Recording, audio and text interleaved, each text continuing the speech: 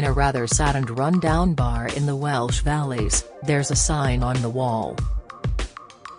Put up in better days on the slightly stained walls and aimed at lifting the spirits of even the most world-weary drinkers, it includes the optimistic maxim, "Believe in miracles." "I've certainly taken that message on board," jokes the inn's unlikely new owner, Martin Roberts. "Oops, I've bought a pub." The irrepressible host of the BBC's renovation series Homes Under the Hammer smiles as he continues, "This is the most daunting challenge of my life, something I never thought I'd do in a million years." Frankly, it is a message he will need to heed in the coming months. Fearing his wife Kirsty, a marketing executive, would kibosh his renovation project, he kept his new purchase firmly under wraps until last September when he finally handed over £200,000. In doing so, he became the proud owner of the Henderwen Inn and Hotel in the village of Blaine, at the top of the Rhondda Valley, an hour's drive from Cardiff. It is the only pub in the local community.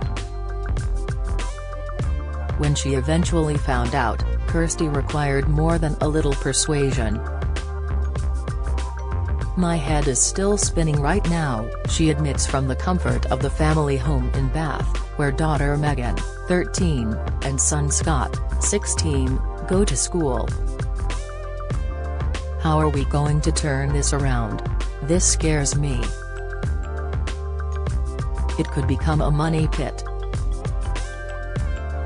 Indeed, according to the Campaign for Real Ale, CAMRA, some 21 British pubs a week are closing for business or losing their licensees. Soaring energy costs, staffing shortages and customers tightening their belts as a result of the cost of living crisis have all cut a swathe through the hospitality sector. Here in the Rhondda Valley, a former coal mining area and now one of the more depressed regions of Europe, the economic situation is even more dire. While the initial shock has now worn off, Kirsty remains skeptical that her husband and business partner can run an inn successfully. The new landlord cheerfully admits he's never even pulled a pint before.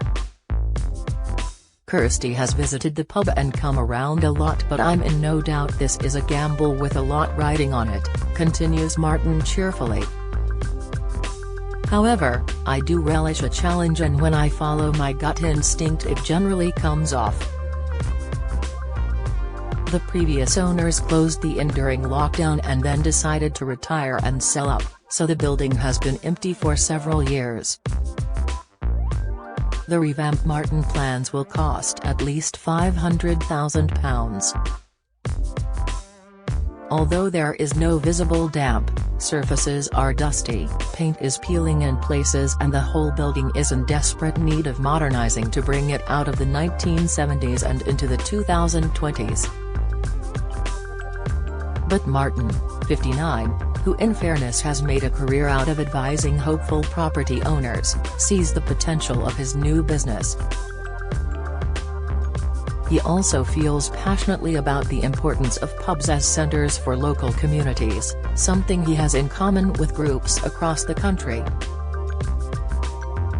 Also author of a series of children's books, he has persuaded his illustrator to create drawings of what the Henderwen might eventually look like. Stroking his beard as he sits on a stool, he explains how he plans to change the entire bar area and move the front door back to its original position at the center of the inn.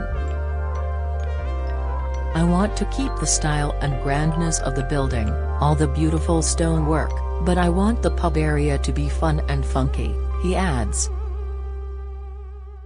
He has already bought an old chopper bicycle from the 1970s to hang on one of the pub walls. And he'd love to build a train set to run around the bar. There's even a magic roundabout-themed fun ride proposed for children to play on. "Kids visiting the pub will love it," he says. "It will help create a lovely, fun atmosphere."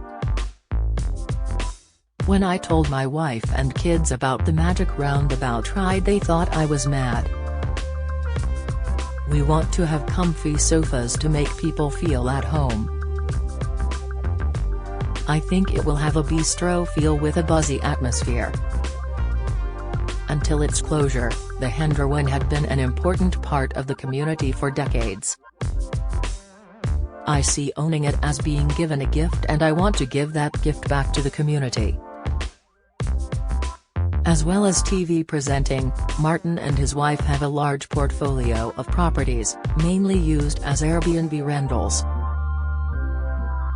They have plenty of experience in property renovation, including a beautiful old farmhouse nearby that dates back to the 1650s. Over time we all fell in love with this glorious part of Wales, he says. My son loves mountain biking, and this valley is perfect for that sort of thing. The scenery is sensational and the people are just the most generous and warm-hearted people you could hope to meet.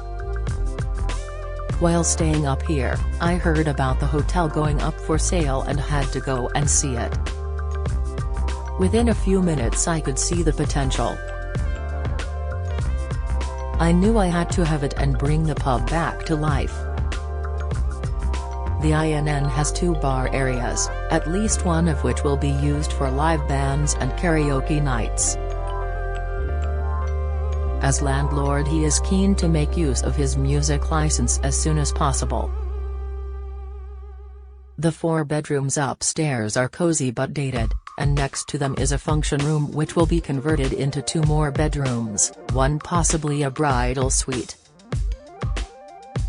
One side of the pub is a car park. Here Martin plans to build an 8-bedroom block with disabled access, plus a conservatory and a village store for essential supplies. There are fantastic views from there up to the mountains, and we want visitors to enjoy all the scenery, he says. You can see 2 waterfalls just by looking out of the window of the pub. How many pubs have this on the doorstep?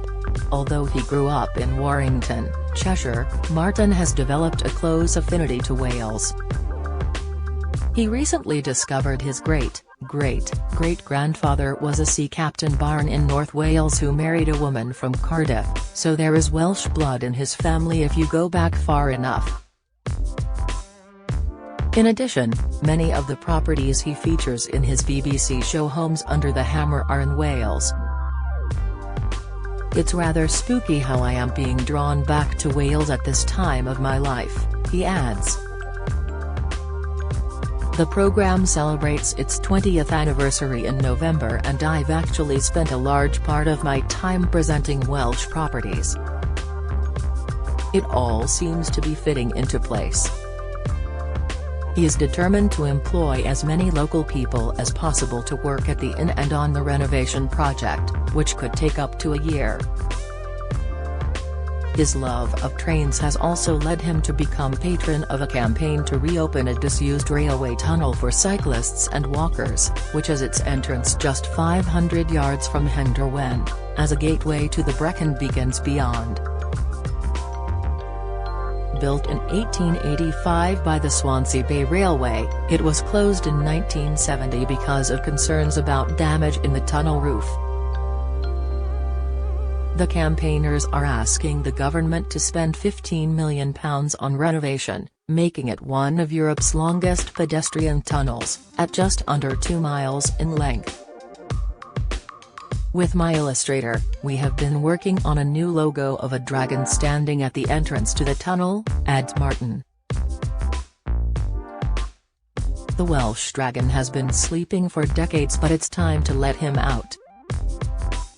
For now, Martin is letting his imagination run riot, turning the Henderwen into a successful and popular inn at a time when, around Britain, many if not the majority of pubs are facing an existential threat.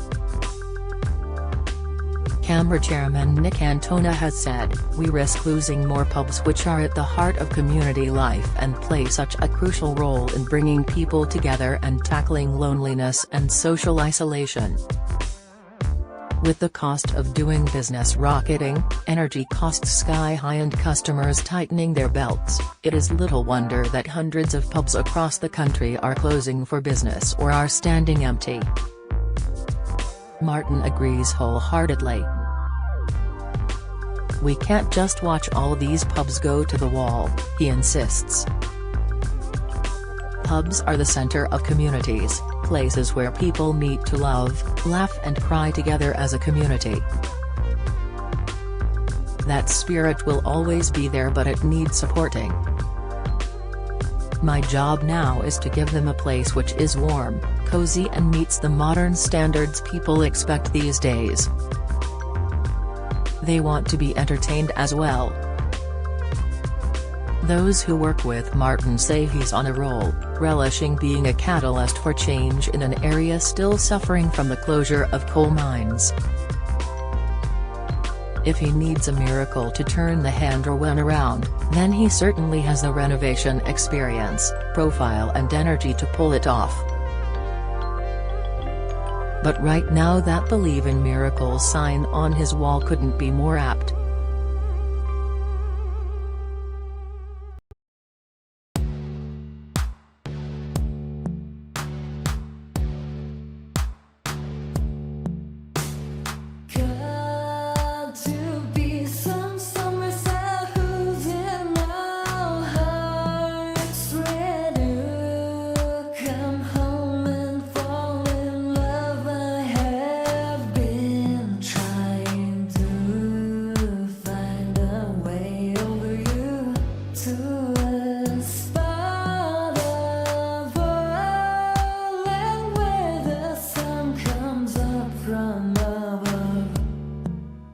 Now